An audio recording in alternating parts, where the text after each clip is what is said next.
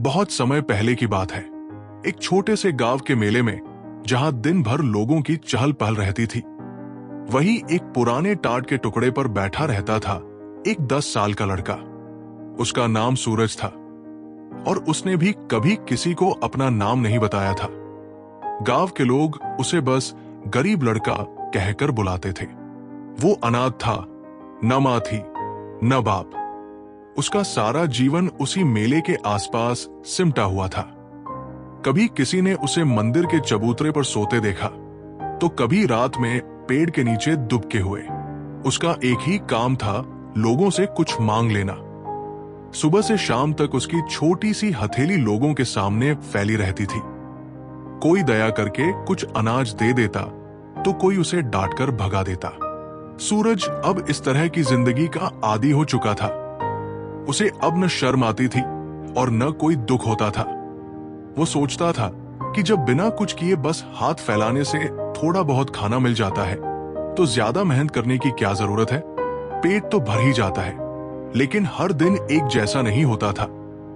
कभी कभी पूरा दिन बीत जाता और उसकी झोली खाली ही रहती। ऐसी रातों में उसे भूखा ही सोना पड़ता और ठंडी जमीन उसका बिस्तर होती। मगर फिर भी वो अपने मन को समझा लेता, कोई बात नहीं, कल शायद कुछ मिल जाएगा। उसके मन में ये आदत बस चुकी थी, उम्मीद करना। हर दिन एक नई उम्मीद में जीना और उसी उम्मीद में सो जाना। एक दिन की बात है, दोपहर का समय था। धूप तेज थी और लोग गर्मी से परेशान थे। सूरज एक पेड़ की छांव में बैठा था, हाथ फैलाए हुए, आंखें नीचे किए। अचानक उसे महसूस हुआ कि कोई उसके पास आकर रुका है। उसने सिर उठाकर देखा। एक लकड़ी की तिपहिया गाड़ी पर एक व्यक्ति उसके सामने था। उम्र लगभग 35 साल होगी। उसके चेहरे पर एक शांत मुस्कान थी और उसकी तिपहिया गाड़ी पर मिट्टी के छोटे छोटे खिलौने रखे हुए थे। वो आदमी उन खिलौनों को बेचने आया था। बिना कुछ कहे उस आदमी ने धीरे से अपनी जेब से 20 रुपए का नोट निकाला और सूरज की हथेली पर रख दिया। सूरज उसे ध्यान से देखने लगा। आपके तो पैर भी ठीक नहीं है, सूरज ने धीरे से कहा। फिर भी आप काम कर रहे हैं। आप तो आराम से बैठकर भीख मांग सकते थे। लोगों को आप पर ज्यादा दया आती और आपको ज्यादा पैसे मिलते। वो व्यक्ति हौले से हंसा, फिर एक छोटा सा मिट्टी का हाथी उठाया और सूरज की ओर बढ़ाया। लो बेटा, मेरी तरफ से एक छोटा सा खिलौना। सूरज कुछ पल तक बस देखता रहा। आपने ये क्यों दिया? क्योंकि मुझे तुम्हारे सवाल का जवाब देना है, आदमी बोला। फिर वो शांत स्वर में कहने लगा, मैं भी कमाता हूं, अपनी मेहनत से कमाता हूं। मैं नहीं चाहता कि कोई मुझ पर तरस खाकर पैसे दे। मुझे लोगों की दया नहीं चाहिए। मुझे अपने काम से सम्मान मिलता है। चाहे एक दिन में 100 रुपए कमाऊं या 50 रुपए, वो मेरे अपने हैं। ये सुनकर सूरज की आंखों में एक नई चमक आ गई। उस दिन उसे एक नया सबक मिला, मेहनत और सम्मान का सबक। उस दिन के बाद सूरज ने कभी भीख नहीं मांगी। उसने उस आदमी से मिट्टी के खिलौने बनाना सीखा और धीरे धीरे अपना छोटा सा व्यवसाय शुरू किया। अब वो मेले में अपनी बनाई हुई रंगीन मूर्तियां बेचता है और गर्व से अपनी जिंदगी जीता है। ये कहानी सिर्फ सूरज की नहीं है, ये उन सभी की कहानी है जो अपनी परिस्थितियों को बदलने का साहस रखते हैं। उस आदमी ने गहरी सांस ली और कहा, तुमने मुझसे पूछा था कि मैं भीख क्यों नहीं मांगता, तो सुनो, क्योंकि मैं किसी के सामने हाथ फैलाकर गुलाम नहीं बनना चाहता। मैं चाहता हूं कि लोग मुझे मेरी मेहनत से पहचाने, न कि मेरी अपंगता से। तुम अभी भी गुलाम हो, अपनी आदतों के, अपनी उम्मीदों के, दूसरों के पैसों के। जिस दिन तुम अपनी कमाई करने लगोगे, उस दिन तुम्हें किसी से उम्मीद नहीं करनी पड़ेगी। उस दिन तुम खुद से जो चाहोगे वो खरीद सकोगे। लड़का स्तब्ध था। उसकी आंखें खुल चुकी थी। उसने धीमे स्वर में कहा, आपने मेरी आंखें खोल दी। बहुत बहुत शुक्रिया। लड़के, जिसका नाम अर्जुन था, ने भावुक होकर कहा। उसके मन में एक नई रोशनी जल चुकी थी और अब वो कुछ अलग करना चाहता था, कुछ खुद के दम पर। अगले दिन सुबह की ठंडी हवा चांदनी चौक के आसपास बह रही थी। सूरज अभी पूरी तरह निकला भी नहीं था, लेकिन अर्जुन जाग चुका था। आज वो फुटपाथ पर बैठा अपने कटोरे की तरफ नहीं देख रहा था। आज उसके हाथ खाली थे, पर दिल उम्मीद से भरा हुआ था। वो चुपचाप अपने आसपास के ठेलों और दुकानों को देखता रहा, शायद कहीं से कोई काम मिल जाए। पहली दुकान जो खुली वो थी करीम बिरयानी वाले की। अर्जुन ने हिम्मत करके जाकर पूछा, चाचा, मुझे कोई काम मिल सकता है क्या? मैं बिरयानी बनानी नहीं जानता, पर बर्तन धो सकता हूं, साफ सफाई कर सकता हूं। करीम ने उसे ऊपर से नीचे तक देखा, कुछ पल चुप रहा, फिर बोला, काम मिलेगा पर मुफ्त की रोटियां नहीं मिलेंगी। सुबह से रात तक काम करना होगा, दिन के 120 रुपए दूंगा। मंजूर है? अर्जुन ने तुरंत सिर हिलाया। हाँ चाचा, मंजूर है। और वहीं से उसके जीवन की असली परीक्षा शुरू हुई।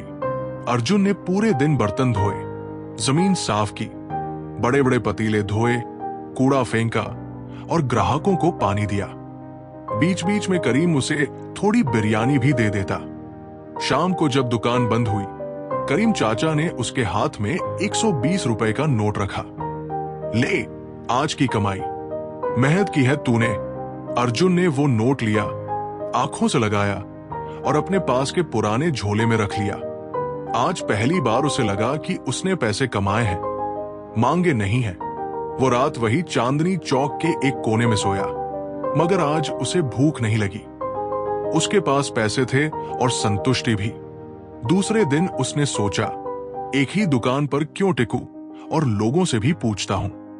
पर यह राह आसान नहीं थी। एक चाट वाले ने डांट दिया, भाग यहां से, भीख ही अच्छी थी तेरे लिए। एक और मिठाई वाले ने हंसते हुए कहा, काम करना सबके बस की बात नहीं, चल हट। हर इनकार पर अर्जुन को तकलीफ होती, पर वो उस व्हीलचेयर वाले आदमी की बातें याद करता। तू गुलाम बन चुका है, जब खुद कमाना सीख जाएगा किसी से उम्मीद नहीं रहेगी। चौथे दिन उसे जामा मस्जिद के पास एक कबाड़ी की दुकान पर सामान छांटने का काम मिल गया। हर सुबह 7 बजे वो दुकान पर पहुंचता और पुराने कागज, प्लास्टिक और लोहे के टुकड़ों को अलग अलग करता। बदले में दिन के 90 रुपए मिलने लगे। अब वो करीम की दुकान पर शाम को बर्तन धोने भी जाता और 50 रुपए और कमा लेता। धीरे धीरे अर्जुन के पास पैसे जमा होने लगे। एक शाम जब वो कबाड़ी की दुकान से लौट रहा था, उसने देखा कि एक छोटी बच्ची सड़क किनारे रो रही है। उसके कपड़े फटे हुए थे और वो बहुत डरी हुई लग रही थी। अर्जुन उसके पास गया और पूछा, क्या हुआ बेटी? बच्ची ने सिसकते हुए कहा कि वो खो गई है और उसे अपना घर नहीं मिल रहा। अर्जुन ने उसे पानी पिलाया और शांत किया। फिर उसने आसपास के लोगों से पूछा कि क्या वे इस बच्ची को जानते हैं। काफी देर बाद एक महिला रोते हुए आई और बच्ची को गले लगा लिया। वो बच्ची की मां थी और उसे ढूंढ रही थी। उस महिला ने अर्जुन का बहुत शुक्रिया अदा किया और उसे कुछ पैसे देने की कोशिश की, लेकिन अर्जुन ने मना कर दिया। मैंने तो बस इंसानियत का फर्ज निभाया, उसने कहा। उस रात अर्जुन को अपनी कमाई पर और भी ज्यादा गर्व महसूस हुआ। उसने न सिर्फ अपने लिए कमाया था, बल्कि एक जरूरतमंद की मदद भी की थी। अब उसे समझ में आ रहा था कि उस भले आदमी ने उसे गुलामी से आजाद होने की राह क्यों दिखाई थी। मेहनत सिर्फ पेट भरने का जरिया नहीं थी, बल्कि आत्मसम्मान और दूसरों की मदद करने की ताकत भी देती थी। अर्जुन अब कभी वापस कटोरा लेकर नहीं बैठा। उसने अपनी मेहनत और लगन से अपनी तकदीर बदल दी थी। करीम की दुकान और कबाड़ी की दुकान, दोनों जगह काम करने के बाद अर्जुन की जिंदगी थोड़ी पटरी पर आने लगी थी। एक दिन चांदनी चौक पर उसने देखा कि कई लोगों के जूते गंदे हैं। उसे उस बूढ़े आदमी की बात याद आई, अपनी मेहनत से पहचान बनाओ। उसी पल उसे एक विचार आया। उसने वहीं से एक पुराना ब्रश और पॉलिश की डिब्बी उठाई जो एक कूड़ेदान में फेंकी गई थी और उसे साफ करके रखने लगा। अब जब ग्राहक करीम की दुकान पर चाय पी रहे होते, वो धीरे से पूछता, साहब जूते साफ कर दूं? कुछ लोग हंसते, कुछ मना करते, पर एक सज्जन ने कहा, ठीक है, कर दे। वो व्यक्ति विक्रम थे, एक निजी कंपनी के कर्मचारी। जब अर्जुन ने उनके जूते पॉलिश करके वापस दिए, विक्रम ने जेब से 15 रुपए निकालकर उसे दिए। तू मेहनती लग रहा है, नाम क्या है तेरा? साहब, अर्जुन। शाबाश अर्जुन, भीख मांगना छोड़ दिया? हाँ भैया, अब खुद कमाता हूं। विक्रम मुस्कुराए और बोले, बहुत अच्छा कर रहा है तू, एक दिन बड़ा आदमी बनेगा। पहले लोग उसे दया से देखते थे, अब इज्जत से देखने लगे। अब वो जहां बैठता कोई ना कोई कह देता, अरे ये वही लड़का है ना जो पहले भीख मांगता था, अब काम करता है। करीम चाचा कभी कभी उसकी पीठ थपथपा देते, बेटा तरक्की करेगा तू। और सच में अर्जुन की आंखों में अब कुछ अलग चमक आ गई थी। एक दिन चांदनी चौक पर भीड़ कुछ ज्यादा थी। अर्जुन कबाड़ी की दुकान से लौटकर आया तो देखा वही व्हील चेयर वाला, गुब्बारे बेचने वाला भीड़ के बीच गुब्बारे बेच रहा था। अर्जुन भागकर उसके पास गया, भैया पहचानिए मुझे। वो मुस्कुराया, हाँ बेटा, तू तो वो लड़का है ना जो भीख मांगता था। अर्जुन भावुक होकर बोला, पहले भीख मांगता था, अब नहीं, अब मेहनत करता हूं। आपने ही तो मेरी आंखें खोल दी, आपके शब्दों ने मेरी जिंदगी बदल दी। उस आदमी ने उसकी पीठ पर हाथ रखा, तूने मेरी बात सुनी, यही सबसे बड़ी बात है। बहुत से लोग बस सुनते हैं, समझते नहीं। तूने समझा और बदला खुद को। अब दुनिया तुझे नहीं बदलेगी, तू दुनिया को बदलेगा।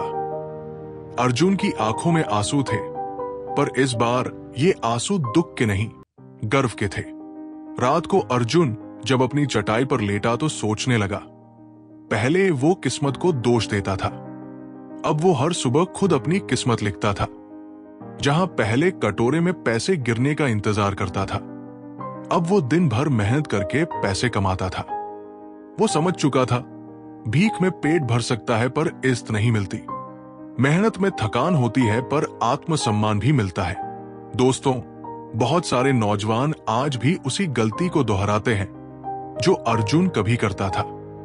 दिन भर बिस्तर पर पड़े रहना, सोचना कि कोई आएगा और कहेगा, बेटा ये लो पैसे, ये लो नौकरी, चलो मैं तुम्हें रास्ता दिखाता हूं। लेकिन ऐसा कुछ नहीं होता। दुनिया किसी के लिए नहीं रुकती। तुम अगर अपने मां बाप से, दोस्तों से, रिश्तेदारों से उम्मीद लगाकर बैठे हो कि वो तुम्हारे लिए कुछ करेंगे, तो ये सोच ही तुम्हारे पतन की पहली सीढ़ी है। आज भी हजारों युवा ये कहकर बैठे हैं, घर में पैसों की तंगी है, मैं क्या करूं, मेरे पास कोई स्किल नहीं है, मुझे कोई गाइड करने वाला नहीं है। लेकिन सच ये है, तुम्हें ही खुद को गाइड करना होगा। दोस्तों, तुम्हारी जिंदगी के दरवाजे पर कोई मसीहा नहीं आने वाला। न मम्मी, न पापा, न दोस्त, न रिश्तेदार, हर कोई अपनी जंग लड़ रहा है। अगर तुम खुद के लिए नहीं उठोगे तो कोई नहीं उठेगा।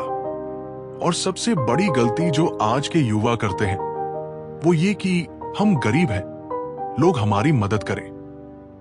नहीं, दुनिया तरस नहीं खाती। दुनिया सिर्फ उस पर ध्यान देती है जो खुद पर मेहनत करता है। दोस्तों, सपने देखना बहुत अच्छा है, लेकिन बिस्तर पर पड़े पड़े सपने देखना और दिन में 10 घंटे मोबाइल चलाना, ये सपनों का अपमान है। अगर तुम सच में कुछ बनना चाहते हो तो मेहनत करो, सीखो, गिरो लेकिन दोबारा उठो। गरीब होना शर्म की बात नहीं, पर लाचार बने रहना शर्म की बात है। जैसे अर्जुन ने सीखा, लोगों की नजरों में इज्जत कमानी है तो भीख नहीं, पसीना बहाना होगा।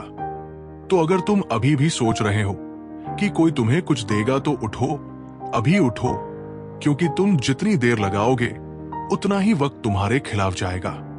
दोस्तों, अंत में एक बात याद रखो, जिंदगी में कुछ नहीं मिलेगा जब तक खुद से लड़ना नहीं सीखोगे। कोई तुम्हारे लिए रास्ता नहीं बनाएगा, तुम्हें खुद अपना रास्ता बनाना होगा। पत्थर तोड़कर, पसीना बहाकर,